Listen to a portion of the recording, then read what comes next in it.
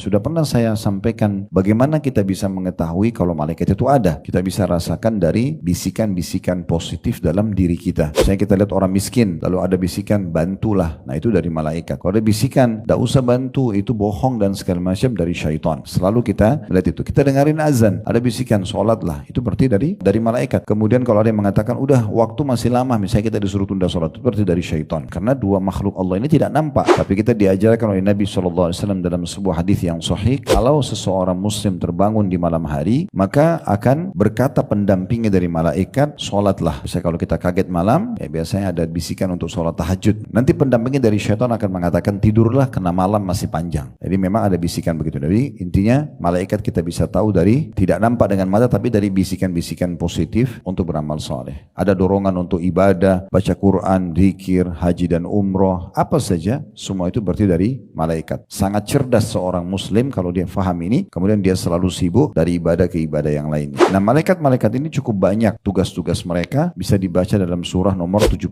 dan 79 di ayat-ayat awalnya, ya itu cukup banyak. Mereka lah yang mengatur pergantian musim, kayak musim dingin, musim hujan, musim panas, musim semi. Mereka yang mengatur populasi manusia, populasi jin, hewan-hewan. Mereka yang mengatur juga tumbuh-tumbuhan, mereka yang merawat lautan, semuanya. Ini semua malaikat-malaikat ditugaskan oleh Allah SWT untuk mengurus urusan dunia ini. Ada yang mencabut ruh, ada yang meniupkan ruh, segala macam. Mereka punya fungsi. Nah ada satu golongan di antara malaikat ini yang Allah khususkan tugasnya hanya itu saja. Mereka mencari majlis zikir. Mereka keliling-keliling hanya nyari. Kalau ada orang kayak majelis ilmu begini, mereka lihat, mereka mampir. Lalu mereka saling panggil, ini ada di sini nih. Di sana mungkin ada orang yang sedang zikir habis sholat. Di sana mungkin ada orang yang sedang baca Quran. Pokoknya semua orang yang sedang duduk berzikir kepada Allah, dan itu tadi sudah dijelaskan oleh Ibnu Hajar, berzikir menyebut nama Allah, subhanallah, alhamdulillah, Allahu Akbar, wa la ilaha illallah. Apa saja zikir-zikir yang sudah jelas warid atau ada di dalam Al-Quran dan Sunnah, atau juga mempelajari tentang halal dan haram, hukum-hukum Allah subhanahu wa ta'ala. Maka itu pasti akan dihadiri oleh malaikat-malaikat ini. Kita tidak nampak, tidak lihat mereka, tapi kita meyakini sebagai rukun iman kita mereka ada dan mereka memang tugasnya untuk itu.